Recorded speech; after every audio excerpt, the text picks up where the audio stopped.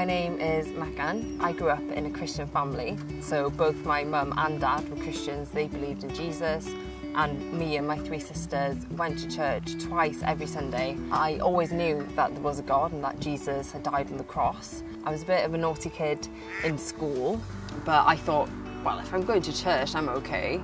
But then when I was about 15, I thought, you know, I really have to kind of take this a bit more seriously now. So I think it was then, I haven't got a time, a date and place or anything, that I really put my personal faith and trust in Jesus. And the first year of being a Christian was absolutely amazing.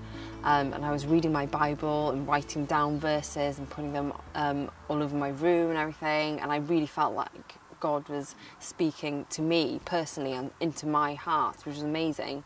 But then that kind of slowly faded away. So by the time I was about 16, 17, other influences were coming into my life, and I thought, do you know what, I don't see the point of being a Christian anymore, because I want to do this, but God's saying, no, you shouldn't, you should do this. So to me, God was this kind of party pooper. So by the time I was 17, I'd really said to myself, I was still going to church just to kind of fight less with my parents. But I thought, you know, I don't want to do this anymore. But I was driving home one night. I was 17 years old. The weather had been really bad that day. I don't remember that day because on my way home, I had this horrific car accident where the car kind of barrel rolled down the steep ravine and everything. I completely lost control. I was flown to hospital with serious injuries. They didn't expect me to live, doctors didn't expect me to live. I don't remember anything for 7 weeks.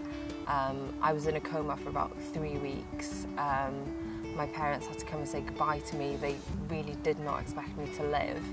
And they said if I did live, that I would be severely handicapped and I wouldn't be the same person I was before because of my injuries, and I'd hurt my head and brain really badly. My first kind of memory or feeling is just this overwhelming feeling of peace and God's presence, and knowing that He was there with me, that I was alive for a reason. He'd kept me alive and He'd worked these miracles to keep me alive for a reason, and that it was going to be okay somehow. I don't know, I can't explain it, it's really hard to explain, but I knew that God was with me and that He loved me so much, regardless of what I'd done in the past. I spent just over 8 months in hospital, which is a very long time. I was still having to go back to the hospital every 2 weeks or so because I couldn't eat properly because I'd hurt my food pipe in the crash. So I was having to go back for operations, but things gradually did get better. I can eat now. I still have to drink after eating and stuff, after every mouthful, but compared to what it was, it's amazing. My relationship now with God has completely changed to what it was before. You know, before I was saying, you know, God's a party pooper, wanting me to do this and I wanted to do that. That's completely gone now. I know that God loves me for who I am. He's got a purpose for me.